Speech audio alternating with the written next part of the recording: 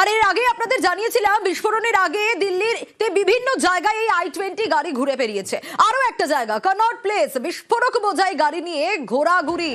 Connaught প্লেসে গাড়ি ঘোরাঘুরি করেছে উমরের, আর সিসি ক্যামেরায় সেই ছবি ধরা পড়েছে। যে ছবি দেখাচ্ছি আপনাদের, এটা কনট প্লেসের ছবি।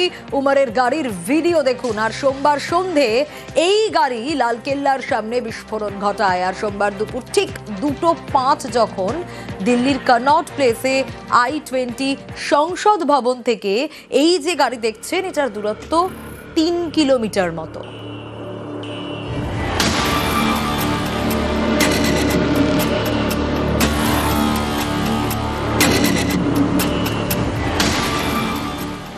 দিল্লি বিস্ফোরণে বিদেশি যোগ।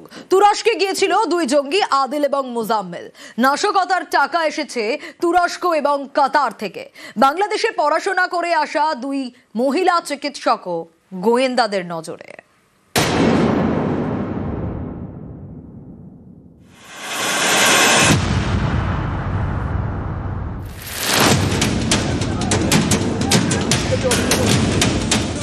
দিল্লি বিস্ফোরণের শিকড় পৌঁছে গেছে কাশ্মীর পর্যন্ত।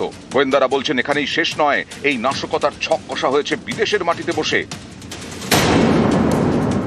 তুরস্কে গিয়েছিল দুই জঙ্গি আদিল আহমেদ রাঠের এবং মুজাম্মিল শাকিল।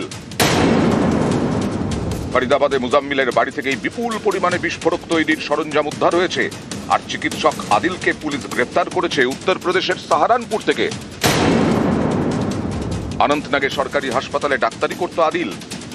গোয়েন্দাদের দাবি, তুরস্কে গিয়ে জঙ্গি হ্যান্ডলারের সঙ্গে যোগাযোগ হয় আদিল মুজাম্মিলের। এই হ্যান্ডলারই বিদেশে তাদের থাকার ব্যবস্থা করে। বিদেশের মাটিতে বসেই তৈরি হয় দিল্লি হামলার ব্লু প্রিন্ট। এই নাশকতার ফান্ড আসে তুরস্কের ইস্তানবুল এবং কাতারের রাজধানী দোহা থেকে। এরপর এই দুই জঙ্গির সঙ্গে যোগাযোগ হয় দুই মহিলা ডাক্তারের। তারা শ্রীনগর অনন্তনাগের চিকিৎসক, পড়াশোনা করেছে ঢাকা মেডিকেল কলেজে। এই দুই মহিলা ডাক্তারকে খুঁজছেন গোয়েন্দারা। জঙ্গিদের 400-র বেশি ডিজিটাল চ্যাট পুলিশের হাতে এসেছে।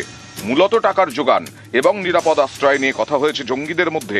দিল্লি হামলার পেছনে কোন কোন প্রতিবেশী দেশের নাম জড়াচ্ছে সেদিকে নজর রাখছেন গোয়েন্দারা। নিউজ 18 বাংলা।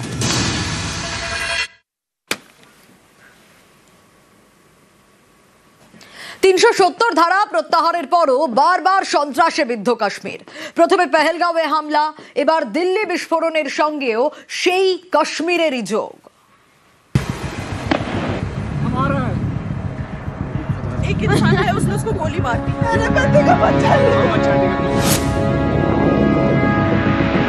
2019-এর 5ই আগস্ট কাশ্মীর থেকে 370 ধারা প্রত্যাহার করে মোদী সরকার। দাবি করে কাশ্মীর এবার শান্ত হবে, মুছে যাবে সন্ত্রাস। এর ঠিক 6 বছরের মাথায় সন্ত্রাস ফেরে কাশ্মীরে। পহেলগাঁওয়ের বৈসারন ভ্যালিতে ধর্ম বেছে বেছে হত্যা করা হয় পর্যটকদের। এবার একেবারে দেশের রাজধানী রক্তাক্ত। দিল্লিতে জঙ্গি হামলা, এই নাশকতার সঙ্গেও উঠে এসেছে কাশ্মীর যোগ। দিল্লিতে হামলার পর যে ফরিদাবাদ মডিউল ঘিরে এখন দেশ জুড়ে চর্চা, সেই মডিউলের সূত্রপাত কাশ্মীর থেকে। গত অক্টোবরে শ্রীনগরের নওগ্রামে জৈশ-ই মোহাম্মদের পোস্টার উদ্ধার হয়। নিরাপত্তা বাহিনীকে হুমকি দেওয়া এই পোস্টার জম্মু কাশ্মীর পুলিশের এসএসপি সন্দীপ চক্রবর্তীর নজরে পড়ে। সিসি ক্যামেরার ফুটেজ পরীক্ষা করে দুই ব্যক্তিকে আটক করে পুলিশ। তাদের জিজ্ঞাসাবাদ করে সোপিয়ানের এক মৌলবীর খোঁজ মেলে। জানা যায় জৈশ-ই মোহাম্মদের ষড়যন্ত্রের কথা। সেই সূত্র ধরেই হরিয়ানা, উত্তরপ্রদেশ এবং গুজরাটে অভিযান। একের পর এক গ্রেপ্তার, বিপুল পরিমাণে বিস্ফোরক তৈরির সরঞ্জাম এবং আগ্নেয়াস্ত্র উদ্ধার। এরপর কাশ্মীরের পুলওয়ামায় ব্যাপক অভিযানে নামে নিরাপত্তা বাহিনী।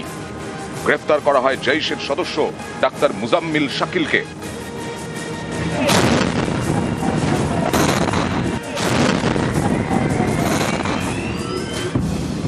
সোমবার দিল্লিতে বিস্ফোরণের পর ফের পুলওয়ামার দিকে নজর যায় গোয়েন্দাদের। কারণ আত্মঘাতী জঙ্গি উমর নবী পুলওয়ামার বাসিন্দা। আল ফালাহার চিকিৎসক মুজাম্মিল শাকিল। হরিয়ানার ফরিদাবাদে তার বাড়ি থেকে বিপুল পরিমাণে বিস্ফোরক তৈরির সরঞ্জাম উদ্ধার হয়েছে। এই মুজাম্মিলও কাশ্মীরের পুলওয়ামার বাসিন্দা। দিল্লিতে হামলার পর ফের পুলওয়ামায় তল্লাশি অভিযান চালায় নিরাপত্তা বাহিনী। 6 জনকে আটক করে, তাদের মধ্যে 3 জনই উমরের আত্মীয়। এখনো পর্যন্ত পুলওয়ামা, সোপিয়ান, অনন্তনাগ, গন্ডেরবাল সহ একাধিক জেলায় তল্লাশি চালিয়েছে পুলিশ। আটকের সংখ্যা 400-রও বেশি। যত সময় যাচ্ছে দিল্লির বিস্ফোরণের সঙ্গে ততই পোক্ত হচ্ছে কাশ্মীরের যোগ। নিউজ 18 বাংলা।